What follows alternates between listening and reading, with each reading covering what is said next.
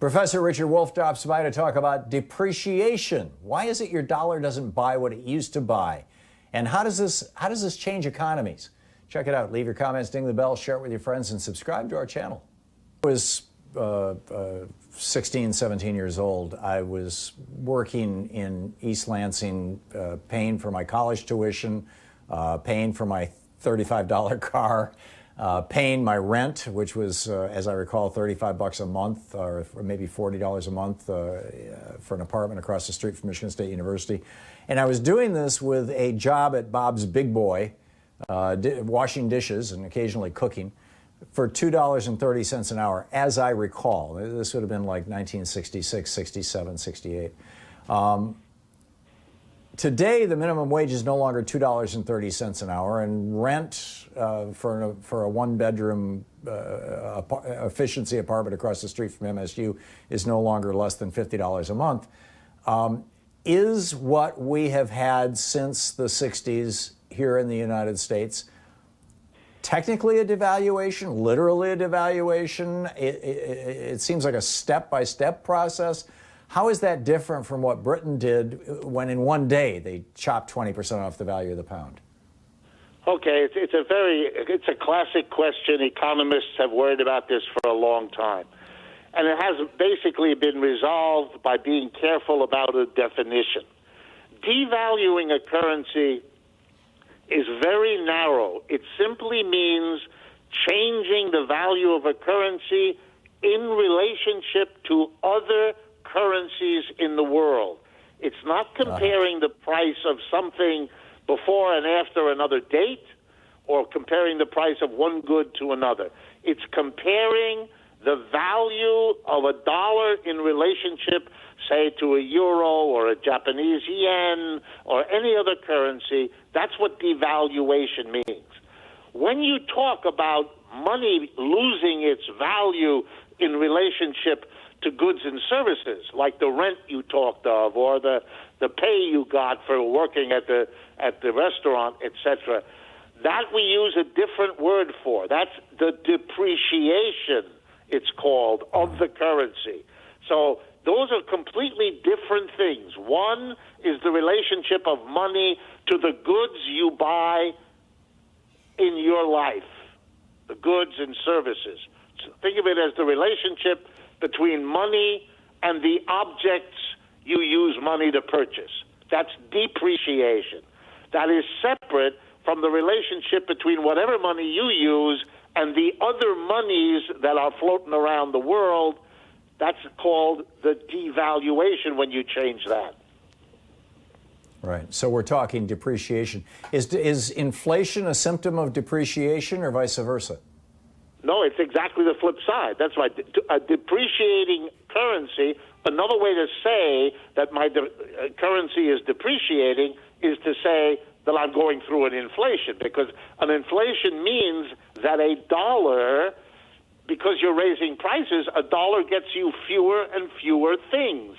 In that sense, the value of the dollar in relationship to objects is depreciating. It doesn't buy you as much. If I raise the price of a hamburger, I double it, well, then my dollar won't get me the hamburger it once did because the price has gone up. So the value of my dollar in relationship to objects, like a hamburger, has depreciated. That can go on without there being any necessary change in the value of the dollar in relationship, say, to the Turkish lira or to the Russian ruble or anything else. Right. Welcome back. We're talking with Professor Richard Wolff, the economist and author of The Sickness is the System, When Capitalism Fails to Save Us from Pandemics or Itself. His website, democracyatwork.info, or rdwolff with 2fs.com. Professor Wolff, we were touching on something that I had confused with depreciation, which is, with devaluation, which is depreciation. That is the value of a currency going down relative to goods and services within the country. And I used the example of, I used to work for minimum wage, $2.30 an hour is my recollection back in the 60s. And I could live just fine, but I couldn't live just fine today on $2.30 an hour. And that's means that our currency has gone down in value. Why do countries depreciate their currency over time? It seems to me, looking at historical tables and whatnot, that depreciation has really stepped up since the 70s and 80s, and I'm wondering why that is the case here in the United States. And what brings it about? What's the advantage, disadvantage? Why do governments do this? How does this happen? Well, depreciation of a currency, this experience that the dollar just gets you, and to take our country as an example, but the dollar gets you fewer and fewer things, that the price of everything is going up, some more, some less. There are usually multiple explanations, but it is at least, as we saw with devaluation, it's at least as much a political outcome as it is economic. Think of it this way. Every price, pretty much, is set by whoever is selling the thing whose price we're looking at. What is the price of a hamburger? Well, it's set by the hamburger company. To say that they set it, the corporations, the businesses, the capitalists set the price, doesn't mean they can set it at anything they wanted. If they charged $400 for the hamburger, obviously we wouldn't buy it. So they are constrained. They can't do just exactly what they want.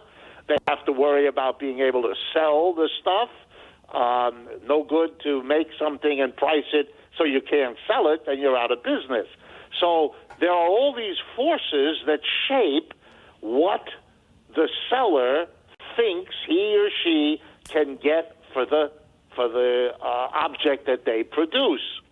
Okay, now let's take a little look. It is clearly interesting for every capitalist to be able to charge a higher price than a lower one.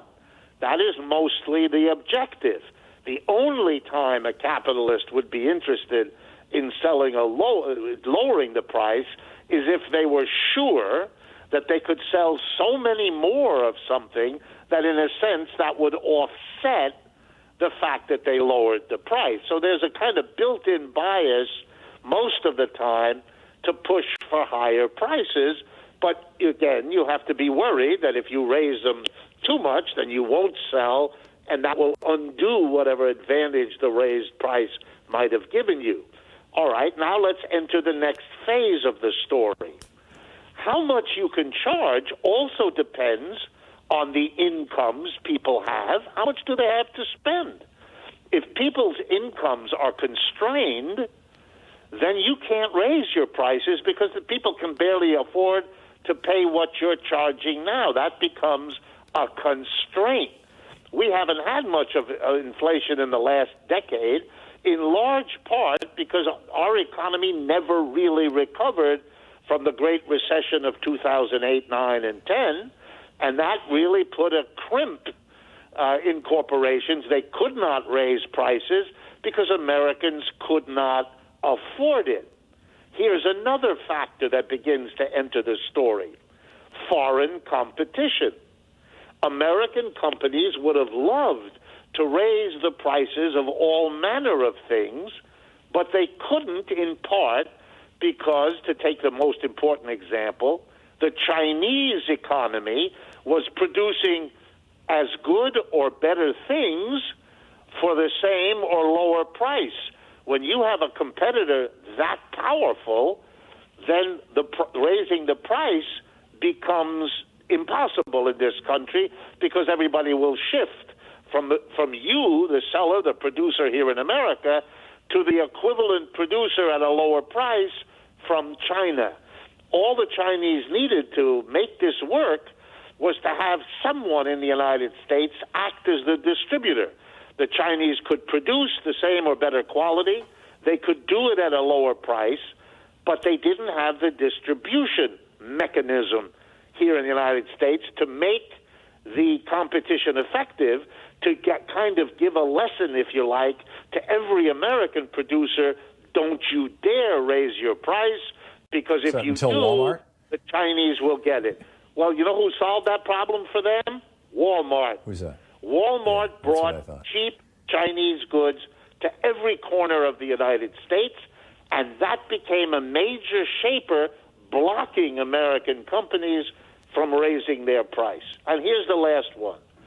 If the government decides to flood the economy with money the way it has over the last few years, trying to cope with the economic problems we have, well, if you put a lot more money out there, that may, only word is may lead to people who get that money to start buying things. And if that happens, it would allow prices to go up, which is why a lot of people worry that the Federal Reserve's pumping of mass money